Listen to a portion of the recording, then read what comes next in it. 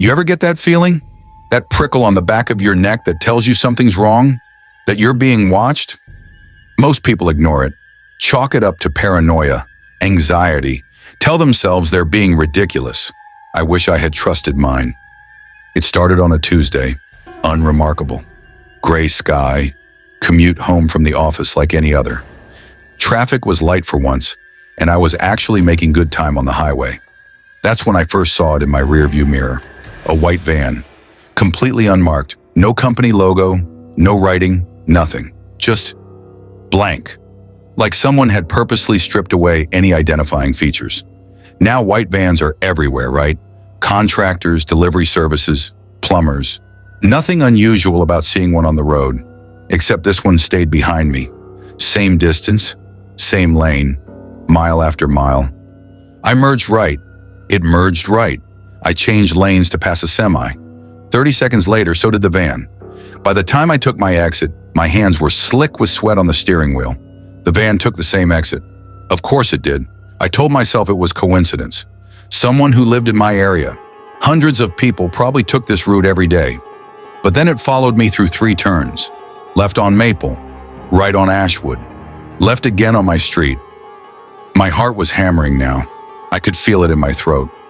I pulled into my driveway, killed the engine, and sat there watching my rearview mirror. The van rolled past slowly, so slowly. The windows were tinted dark enough that I couldn't see inside, couldn't see who was driving, but I could feel eyes on me, studying me, learning me. It disappeared around the corner, and I finally allowed myself to breathe. Coincidence, I told myself, just coincidence. The next day I didn't see it, nor the day after that. By Friday, I had convinced myself I'd imagined the whole thing, or at least blown it out of proportion. Stress from work, maybe. I'd been pulling long hours on a difficult project. Lack of sleep does funny things to your mind. But the following Monday, there it was again. Same white van, same blank sides, parked at the far end of my office parking lot when I left work. I stood next to my car for a full minute, keys in hand, just staring at it. The engine wasn't running. No one got out. It just sat there, somehow managing to look menacing despite being an inanimate object. I drove home a different route that day, took side streets I'd never used before, doubled back twice, even drove past my house once before circling back. The van never appeared.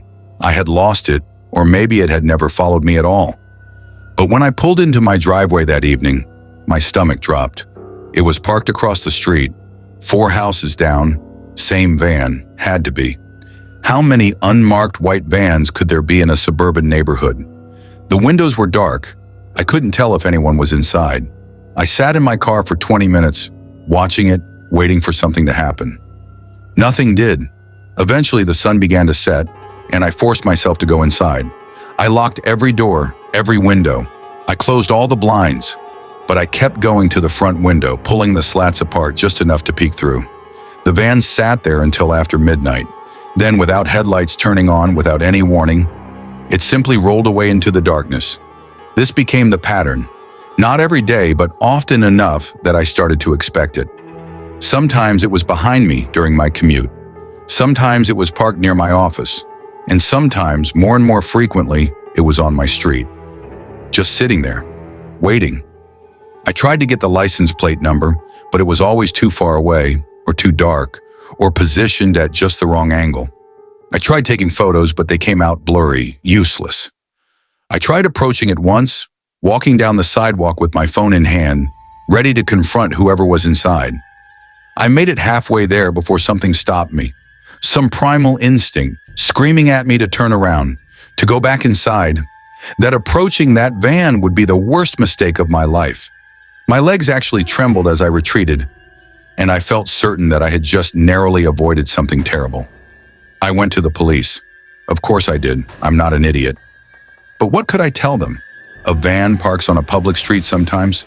Someone happens to drive the same route I do. The officer was polite, took notes, said he'd have patrol cars swing by my street more often, but I could see it in his eyes. He thought I was paranoid, possibly mentally unstable. "Has anyone approached you?" he asked. "Made any threats? Tried to enter your property?" No. No. No. Then legally there's not much we can do. If you see anything suspicious, call 911 immediately. Otherwise, try to vary your routine. Stay aware of your surroundings. Vary my routine. As if I hadn't already tried that. The van found me anyway. Always. Weeks turned into a month. Then 2 months. The van became part of my life. A malignant presence I couldn't escape. I stopped going out socially. Stopped going to the gym. Ordered groceries for delivery. I was a prisoner in my own home, and the warden was a vehicle with tinted windows. Then it escalated. I woke up one morning at 3 a.m. to use the bathroom. Half asleep, I didn't bother turning on lights. But when I passed by my bedroom window, I saw it. The van. Parked directly across from my house this time. Not down the street. And something was different. The engine was running. I could see the slight shimmer in the air from the exhaust. But the lights were off. Every light. Just this idling vehicle sitting in the dark outside my home at 3 in the morning.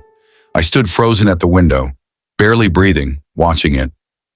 How long had it been there? Had someone been sitting inside, watching my dark house, waiting for signs of life?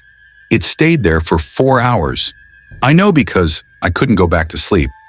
I sat on my bedroom floor, back against the wall below the window, watching the clock on my nightstand. 4 hours, at 7 a.m., just as the sky began to lighten, it drove away. This happened again 2 nights later, then 3 nights after that, always in the early morning hours, always with the engine running and lights off, always for hours at a time. I was falling apart, not sleeping, barely eating. I called in sick to work. My friends stopped calling because I never answered. I lived in my house like a ghost, moving from room to room, always checking windows, always listening for the sound of that engine. And then last night, something changed. I was making coffee in the kitchen when I heard it. A sound at my back door. Not a knock. Something else. A scraping. Metal on metal. Someone was trying to pick the lock. Every muscle in my body locked up. I couldn't move. Couldn't breathe. Couldn't think. The scraping continued for what felt like an eternity, but was probably only seconds. Then it stopped.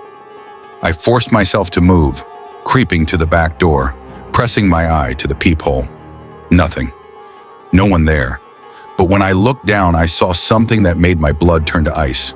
The lock had fresh scratches around it, deep ones. Someone had tried to get in. They had gotten close. I grabbed my phone with shaking hands and dialed 911. While I was talking to the dispatcher, I went to the front window. The van was there, parked right in front of my house this time. Engine running. Lights off. And for the first time in 2 months, I saw movement inside. The driver's side door opened. A figure stepped out, tall, wearing dark clothing, a hood obscuring their face. They stood next to the van for a moment, perfectly still, facing my house. Even through the window, through the darkness, I could feel them looking at me, seeing me. Then they reached back into the van. The police operator was asking me questions, but I couldn't answer, couldn't speak, couldn't look away. The figure pulled something from the van, something long, something that caught the faint streetlight with a metallic glint. They started walking toward my house.